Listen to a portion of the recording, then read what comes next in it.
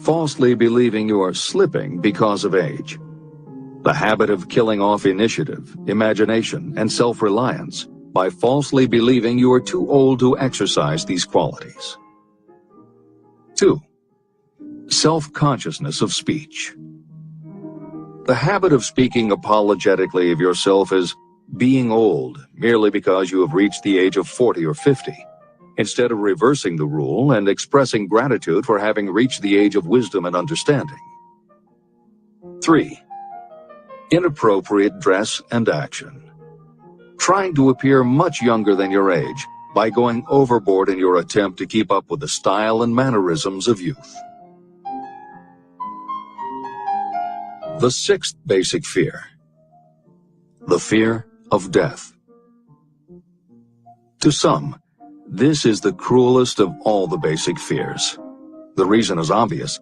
The terrible pangs of fear associated with the thought of death, in the majority of cases, may be charged to religious fanaticism. So-called heathens are less afraid of death than the more civilized. For hundreds of millions of years we have been asking the still unanswered questions, where did I come from? And where am I going? During the darker ages of the past, the more cunning and crafty were not slow to offer the answer to these questions for a price. Come into my tent, embrace my faith, accept my dogmas, and I will give you a ticket that will admit you straight into heaven when you die, says the religious leader. Remain out of my tent, says the same leader, and the devil will take you and burn you throughout eternity. The thought of eternal punishment destroys interest in life and makes happiness impossible. While the religious leader may not actually be able to provide safe conduct into heaven or send you to hell, the possibility of the latter seems terrible. The very thought of it takes hold of the imagination in such a realistic way that it paralyzes reason and sets up the fear of death. The fear of death is not as common now as it was during the age when there were no great colleges and universities. People of science have turned the spotlight of truth upon the world, and this truth is rapidly freeing men and women from this terrible fear of death. The young men and women who attend the colleges and universities are not easily impressed by fire and brimstone. Through knowledge, the fears of the dark ages that grip the mind have been dispelled. The entire world is made up of only 4 things: time, space, energy, and matter. In elementary physics, we learn that neither matter nor energy can be created or destroyed. Both matter and energy can be transformed, but neither can be destroyed. Life is energy, if it is anything. If neither energy nor matter can be destroyed, of course life itself cannot be destroyed. Life, like other forms of energy, may be passed through various processes of transition or change, but it cannot be destroyed. Death is mere transition. And if death is not mere change or transition, then nothing comes after death except a long, eternal, peaceful sleep. And sleep is nothing to be feared. If you can accept the logic of this, you may forever wipe out your fear of death. Symptoms of the fear of death.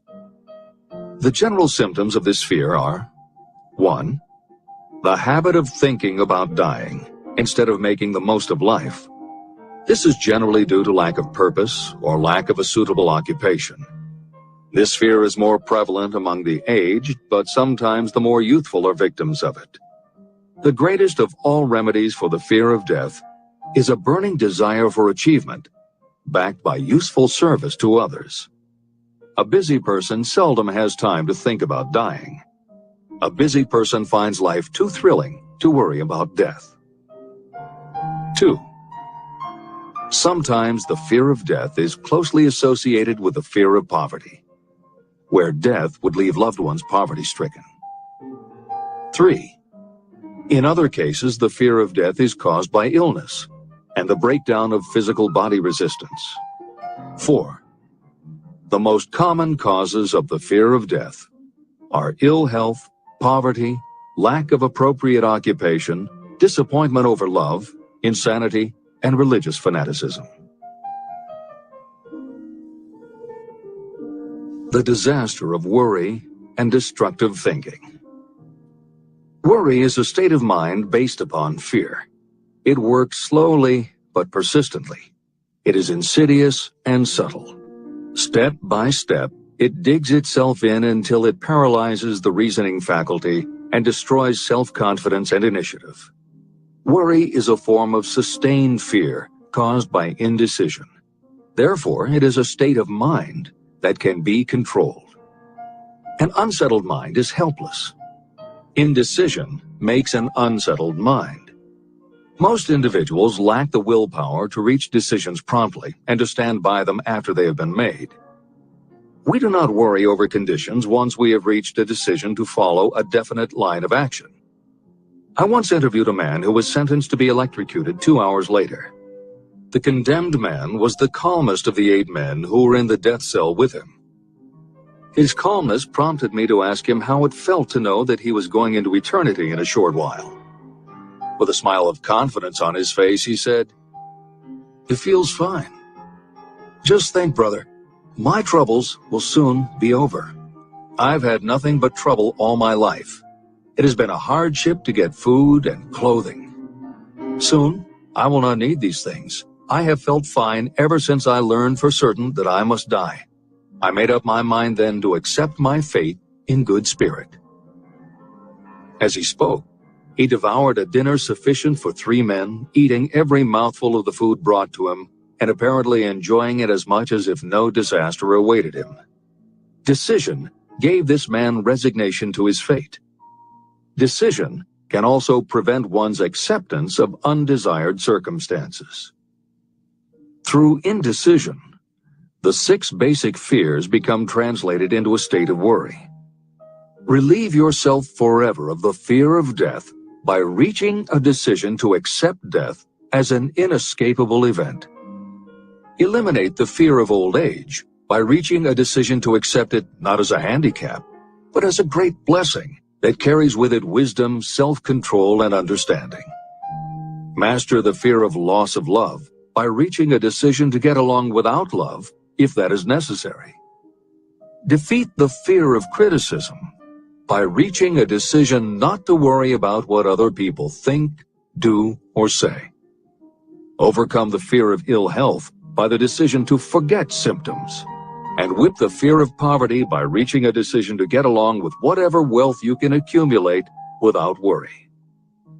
Kill the habit of worry in all its forms by reaching a general blanket decision that nothing life has to offer is worth the price of worry. With this decision will come poise, peace of mind, and calmness of thought, which will bring happiness. If your mind is filled with fear, you not only destroy your own chances of intelligent action, but you transmit these destructive vibrations to the minds of all who come into contact with you, and you destroy their chances too. Even a dog or a horse knows when its master lacks courage. It will pick up the vibrations of fear given off by its master and behave accordingly. The vibrations of fear pass from one mind to another just as quickly and as surely as the sound of the human voice passes from the broadcasting station to a radio receiver. The person who constantly speaks of negative or destructive thoughts is practically certain to experience the results of those words in the form of destructive feedback. But even negative thoughts without words will come back to you. The release of destructive thought impulses alone also produces feedback in more ways than one. First, and perhaps most important to be remembered, the person who releases thoughts of a destructive nature must suffer damage through the breaking down of creative imagination. Secondly, the presence in the mind of any destructive emotion develops a negative personality, which repels people and often converts them into antagonists. The third source of damage is that negative thoughts not only affect others, but they also embed themselves in the subconscious mind of the person releasing them and there become a part of that person's character. Your business in life is to achieve success. To be successful, you must find peace of mind, acquire the material needs of life, and above all, attain happiness. All of these indications of success begin in the form of thought impulses. You control your own mind. You have the power to feed it whatever thought impulses you choose. With this goes the responsibility of using your mind constructively. You are the master of your own earthly destiny, just as surely as you have the power to control your own thoughts. You may influence, direct, and eventually control your own environment, making your life what you want it to be. Or you may neglect to make your life what you want, and you will be adrift on the seas of circumstance, where you will be tossed like a wood chip on the waves of the ocean. The Devil's Workshop. In addition to the 6 basic fears, there is another evil by which people suffer. It constitutes a rich soil in which the seeds of failure grow abundantly. It is so subtle that its presence often is not detected. It is more deeply rooted and more often fatal than all of the 6 fears. For want of a better name, let us call this evil susceptibility to negative influences. Those who accumulate great riches always protect themselves against negative influences. The poverty-stricken never do. Those who succeed in any calling must prepare their minds to resist such influences. If you are reading this book to learn how to grow rich, you should examine yourself very carefully to determine whether you are susceptible to negative influences. If you neglect this self-analysis, you will give up your right to attain the object of your desires. Make your analysis searching. As you read the following questions, be tough on yourself. Go at the task as carefully as you would if you were searching for any other enemy you knew was waiting to ambush you. You must deal with your own faults as you would with a real and serious enemy. You can easily protect yourself against real enemies because there are laws, police, and courts to deal with them. But this 7th basic evil is more difficult to master because it strikes when you are not aware of its presence, when you are asleep and while you are awake. Moreover, its weapon is intangible because it consists of merely a state of mind. Negative influences are also dangerous because they come in so many different forms. Sometimes they enter the mind through the well-meant words of your friends and relatives. At other times they come from within, through your own mental attitude. Always, it is as deadly as poison, even though it may not kill as quickly. How to protect yourself against negative influences.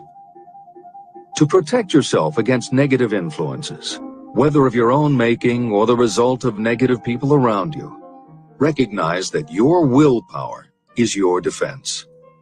You must put it into constant use until it builds a wall of immunity against negative influences in your own mind. Recognize that you and every other human being are, by nature, lazy, indifferent, and susceptible to all suggestions that reinforce your weaknesses. Recognize that you are, by nature, susceptible to all of the 6 basic fears, and you must set up habits to counteract all these fears. Recognize that negative influences often work on you through your subconscious mind and are therefore difficult to detect. Keep your mind closed against all people who depress or discourage you in any way. Clean out your medicine chest and stop pandering to colds, aches, pains, and imaginary illness. Deliberately seek the company of people who influence you to think and act for yourself. Do not expect troubles, as they have a tendency not to disappoint. Without doubt, the most common weakness of all human beings is the habit of leaving their minds open to the negative influences of other people. This weakness is all the more damaging because most people do not even know they do it.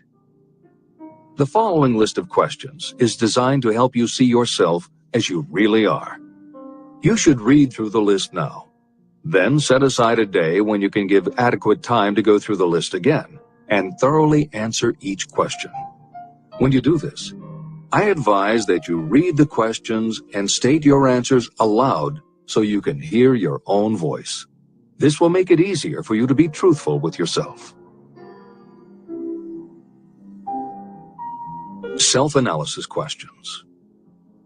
Do you complain often of feeling bad? And if so, what is the cause? Do you find fault with other people at the slightest provocation? Do you frequently make mistakes in your work? And if so, why? Are you sarcastic and offensive in your conversation? Do you deliberately avoid the association of anyone? And if so, why? Do you suffer frequently with indigestion? If so, what is the cause? Does life seem futile and the future hopeless to you? Do you like your occupation? If not, why? Do you often feel self-pity? And if so, why? Are you envious of those who excel you? To which do you devote most time, thinking of success or of failure? Are you gaining or losing self-confidence as you grow older? Do you learn something of value from all mistakes? Are you permitting some relative or acquaintance to worry you? If so, why? Are you sometimes excited about life and at other times in the depths of despondency? Who has the most inspiring influence upon you, and for what reason? Do you tolerate negative or discouraging influences that you could avoid? Are you careless of your personal appearance? If so, when and why? Have you learned how to ignore your troubles by being too busy to be annoyed by them? Would you call yourself a spineless weakling if you permitted others to do your thinking for you?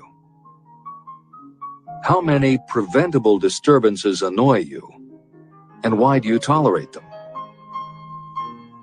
Do you resort to alcohol, drugs, cigarettes, or other compulsions to quiet your nerves? If so, why do you not try willpower instead? Does anyone nag you?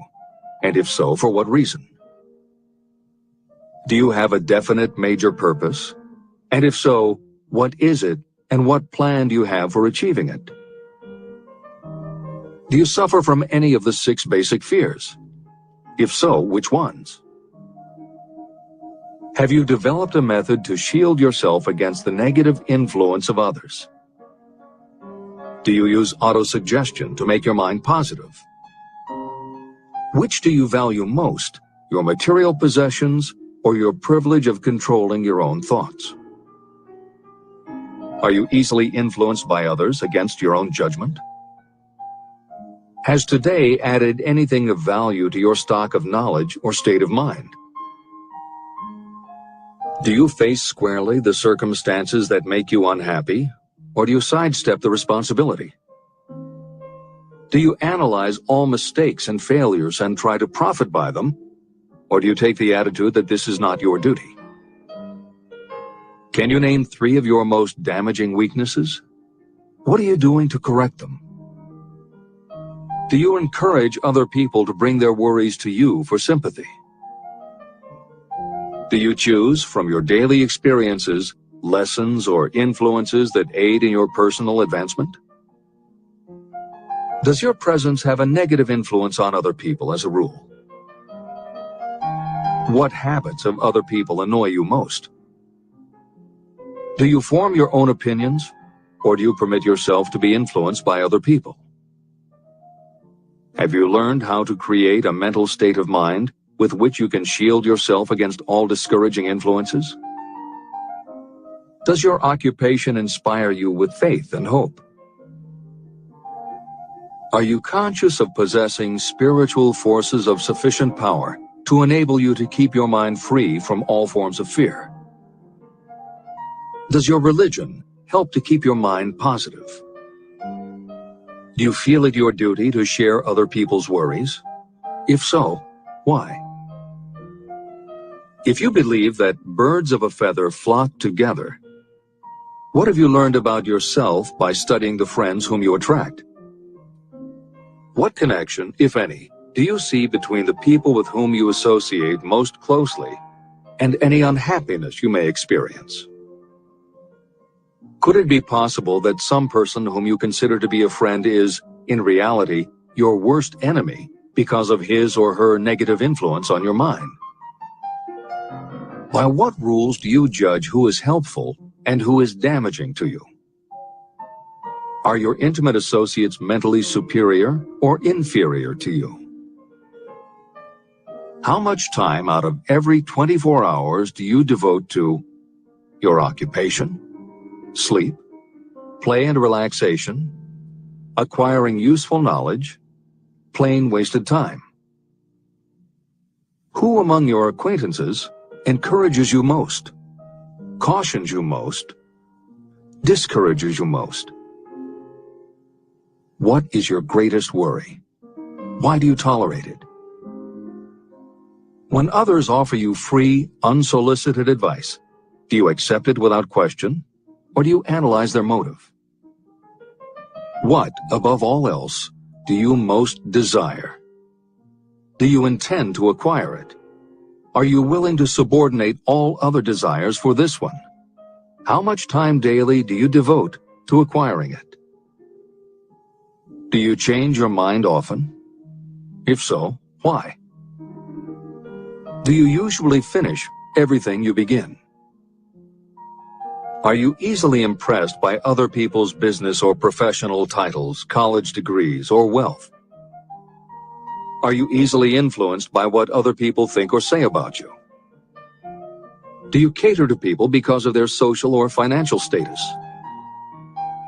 Whom do you believe to be the greatest person living? In what respect is this person superior to yourself?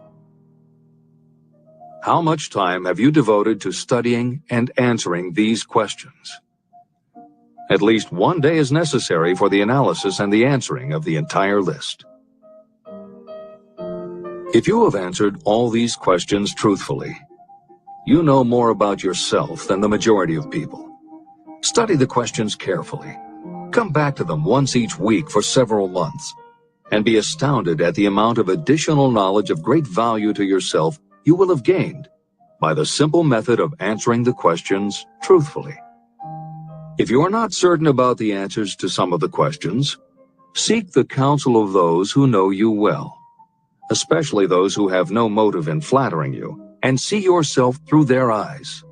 The experience will be astonishing. The one thing over which you have absolute control. You have absolute control over only one thing, and that is your thoughts. This is the most significant and inspiring of all facts known to humans. It reflects our divine nature. This ability to control your thoughts is the sole means by which you may control your own destiny. If you fail to control your own mind, you may be sure you will control nothing else. Your mind is your spiritual estate. Protect and use it with the care to which divine royalty is entitled. You were given your willpower for this purpose. Unfortunately, there is no legal protection against those who, by design or through ignorance, poison the minds of others with negative suggestion. Those with negative minds tried to convince Thomas A. Edison that he could not build a machine that would record and reproduce the human voice, because, they said, no one else has ever produced such a machine. Edison did not believe them. He knew that the mind could produce anything the mind could conceive and believe. That knowledge was the thing that lifted the great Edison above the common herd. Men with negative minds told F.W. Woolworth he would go broke trying to run a store on 5 and 10 cent sales. He did not believe them. He knew that he could do anything within reason if he backed his plans with faith. Exercising his right to keep the negative suggestions of others out of his mind, he piled up a fortune of more than $100 million.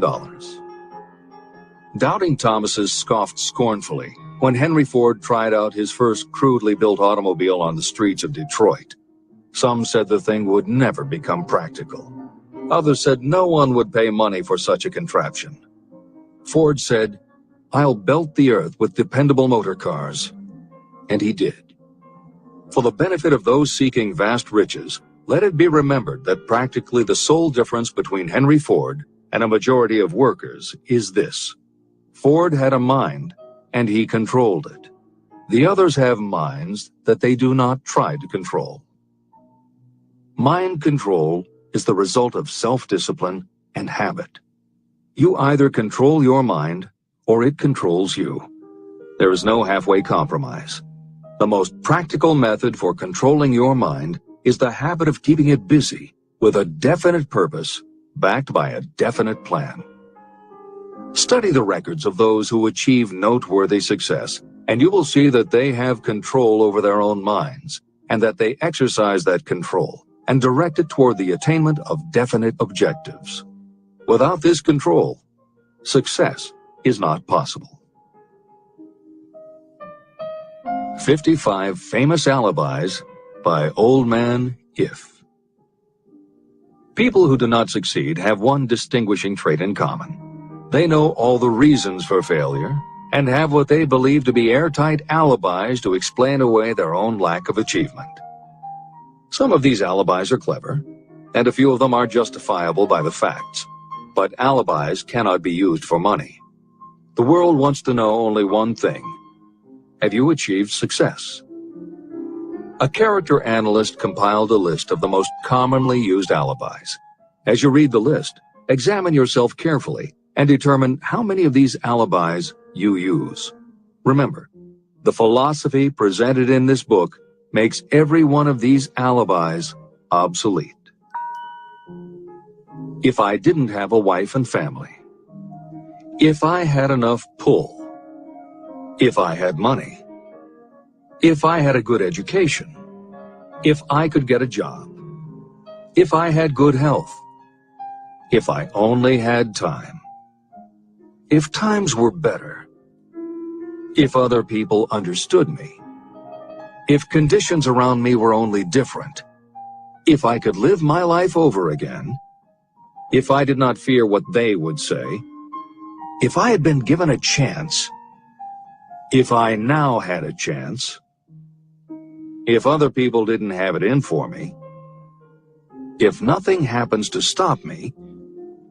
If only I were younger. If I only could do what I want. If I had been born rich. If I could meet the right people. If I had the talent that some people have.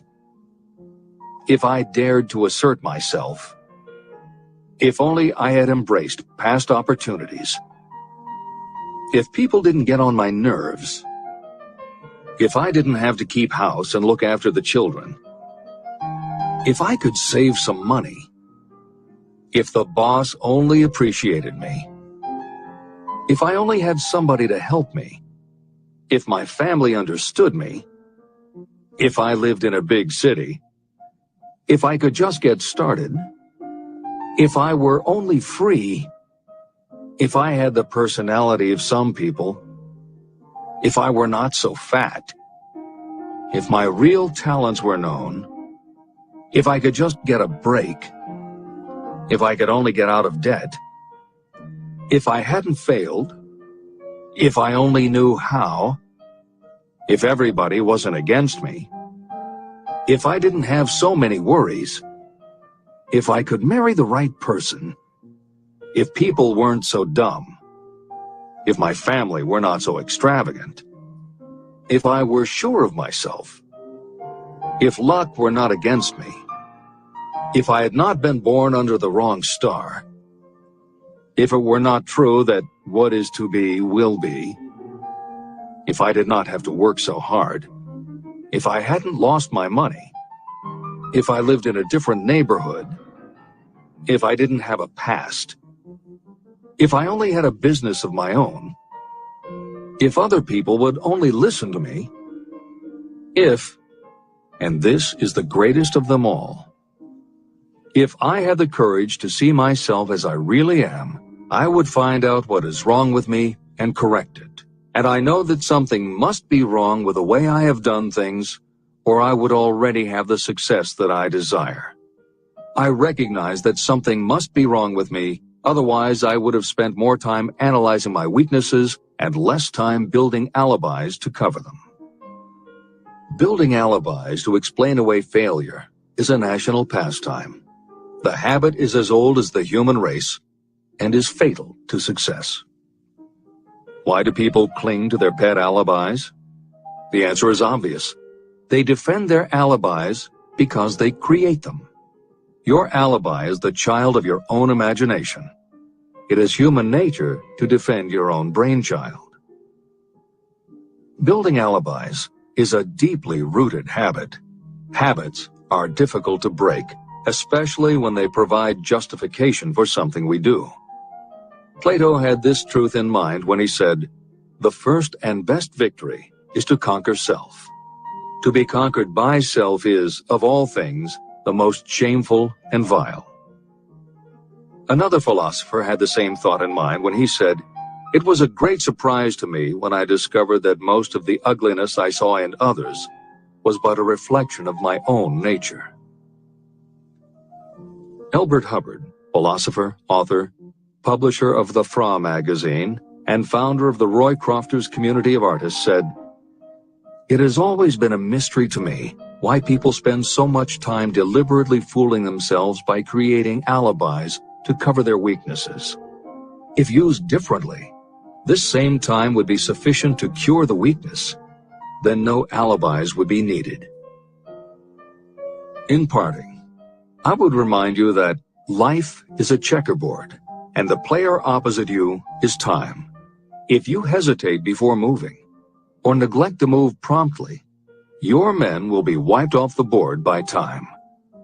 You are playing against a partner who will not tolerate indecision. Previously, you may have had a logical excuse for not having forced life to come through with whatever you asked.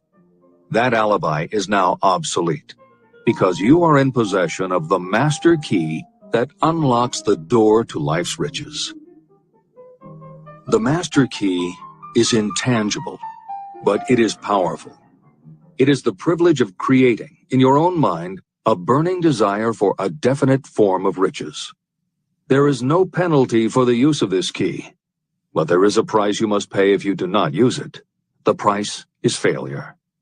There is a reward of stupendous proportions if you put the key to use. It is the satisfaction that will come to you when you conquer self and force life to pay whatever is asked. The reward is worthy of your effort. Will you make the start and be convinced? "If we are related," said the immortal Emerson, "we shall meet." In closing, may I borrow his thought and say, if we are related, we have, through these pages, met. Remember that your real wealth can be measured not by what you have, but by what you are.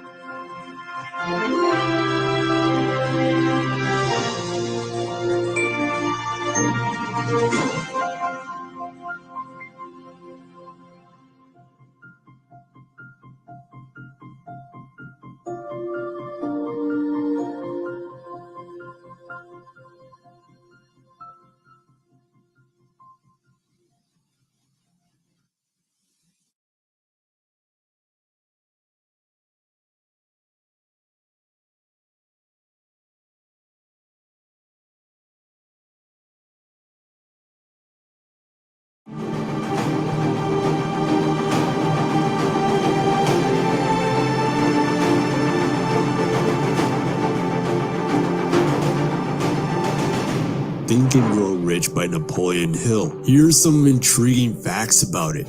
Originally, the book was published in 1937, and surprisingly, by the latest record in 2015, Think and Grow Rich has sold over 100 million copies worldwide. How this book was created is quite fascinating. It was created by a man named Napoleon Hill, who interviewed and studied the habits of more than 500 of the richest men and women, many of them who started life in poverty with little education or influence. It took Hill over 20 years to compile all the knowledge and wisdom from these interviews into a book containing 13 main principles of how anyone can change his or her way of thinking and become rich. So, without further delay, let's begin.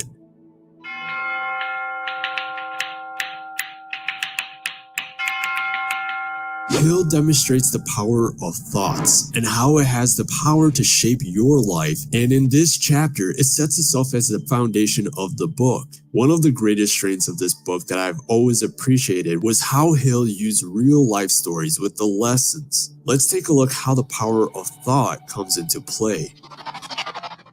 There's a story about a man named Darby who became one of the most successful insurance salesmen in the country, and he used to share a powerful life experience he had with the gold rush back when it was booming. He went there with his uncle, and after weeks of labor, they suddenly struck gold in the midst of their mining. In the beginning, things looked great. It was so successful they brought a drill, and then afterwards something unexpected happened. There seemed to be no more gold left as they continued to mine further into the ground, and they continued to drill on, desperately trying to pick up any gold, but unfortunately there was no sign of it. At the end, they finally decided there was no use of trying to mine anymore, and so they quit. They sold the machinery to a junk man for a few $100s and took the train back home. But here's where the story gets interesting. The junk man who bought the machinery called in a mining engineer to look at the mine and do a little investigation. An astonishing discovery was made by the hired engineer that the project had failed because the owners were not familiar with fault lines. And even more surprising was his calculations showed that the gold would be found just 3 feet away from where Darby's had stopped drilling.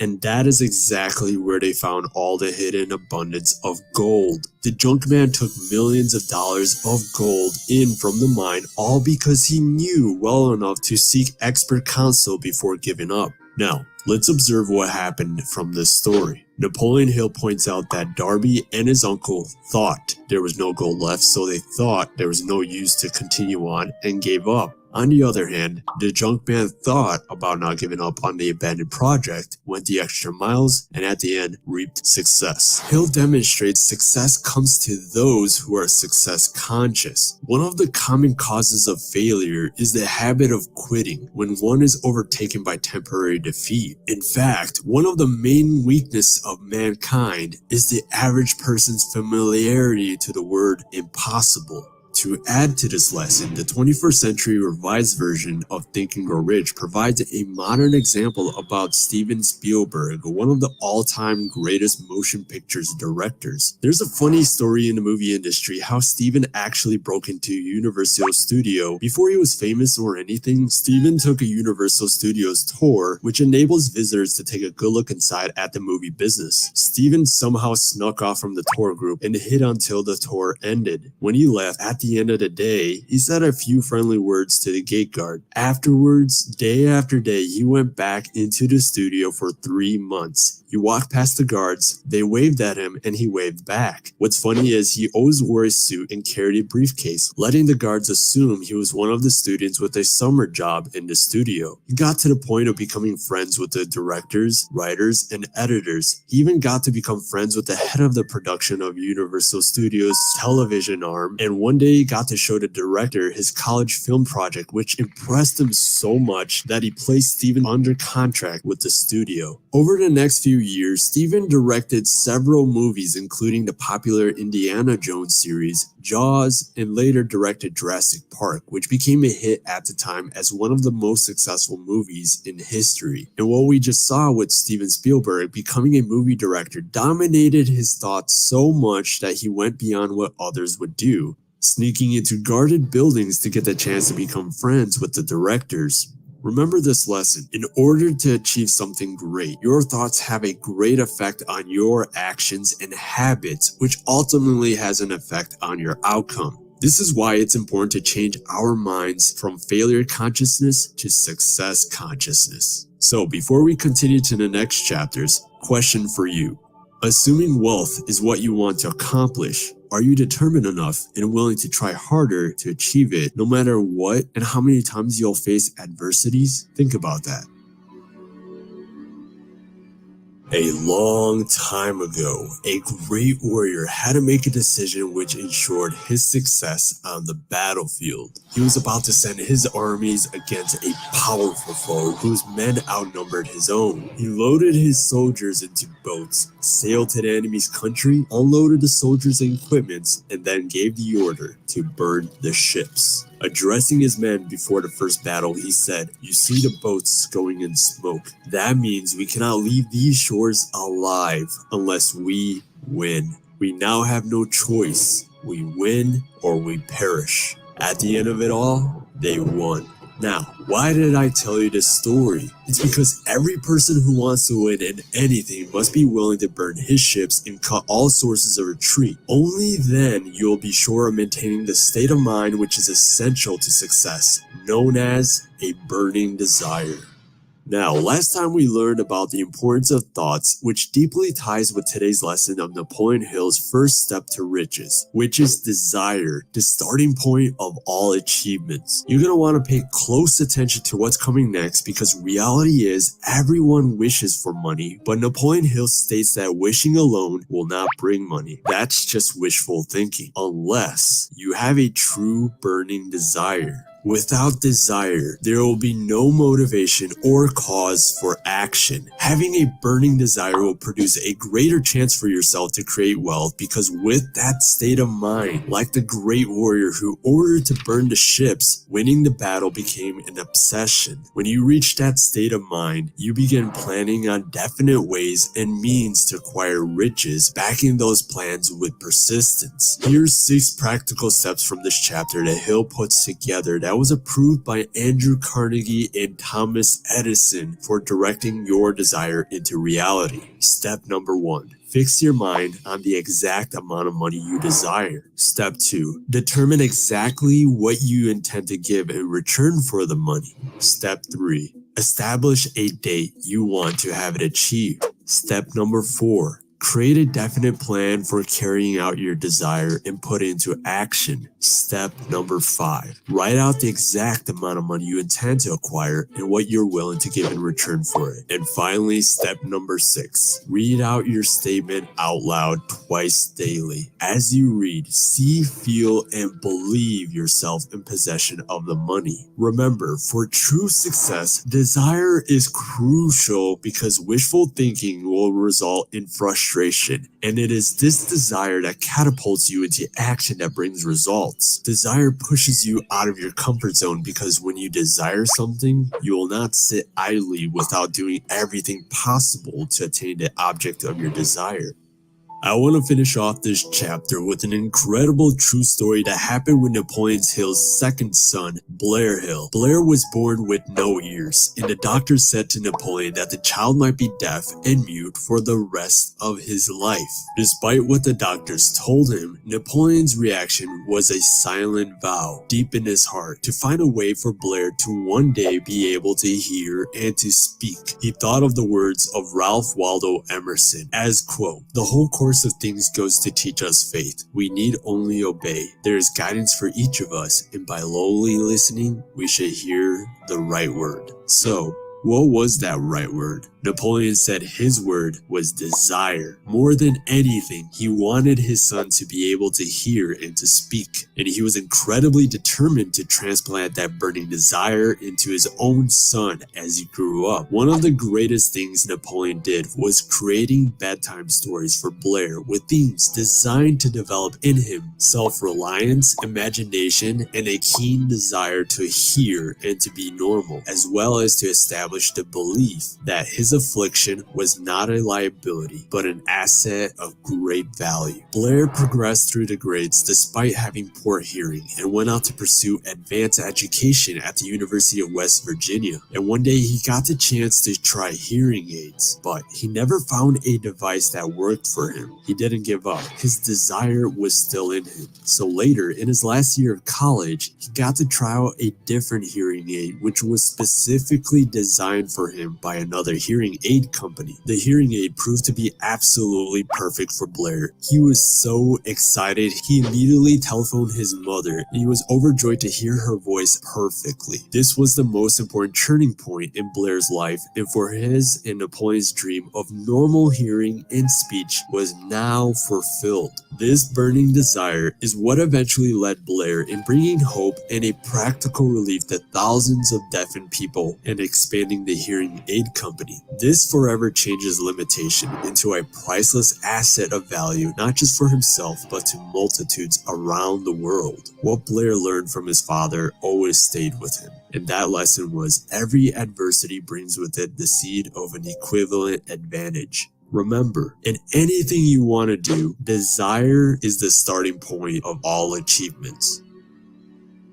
Just imagine yourself, dressed up sharp, standing before one of the biggest, most powerful, influential investors in the world, and you begin to feel your heart rate climbing. The environment around you feels like it's slowing down, but you take a deep breath and you try your best to look calm and collected, dialed in, 100% focused on the man in front of you. You begin to think to yourself, this is it. This is the moment I've been waiting for. You know that the presentation of your business idea that you've created has the potential to bring value to yourself and many generations ahead. And you're standing there before one man, hoping he'll be interested enough in partnering with you. Now, just before you do anything, a thought appears in your head. Some call it doubt, some call it uncertainty. It starts to question you. Do you really think you have absolute belief that you could achieve this?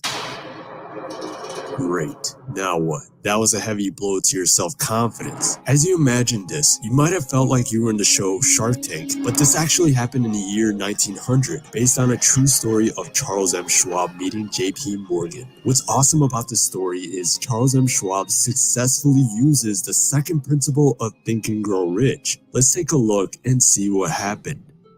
Hey there, welcome to the second step to riches of the 13 Steps to Riches series, where today we'll be diving into chapter 3 of Think and Grow Rich. We'll get back right away to Charles' exciting story, which you get to learn how he used the second step to riches that dramatically impacted the advancement of the United States into what it is today. It surely wouldn't have happened if it wasn't for this important principle. So then, what is the second step to riches? It's actually called faith. Why, according to Napoleon Hill, of having faith so vital and so important to be part of one of the steps to riches? In the previous video, we learned about having a burning desire as one of the steps to riches. For a burning desire to come true, you must have faith that it is possible and that it will come true. Napoleon said, when you truly have faith in a desire and believe it will come true, it starts manifesting in its own physical self. If you really define the word faith, it means having complete trust or confidence in someone or something. It's absolutely essential to have confidence in something that you're actually doing to reach your goal, especially during hard time, because other times losing confidence will make you quit, and that's game over. That's why it's important to know how to practice positive visualization, which is shown in one of the famous quotes from Napoleon Hill that it's from this chapter as, quote, whatever the mind can conceive and believe, it can achieve.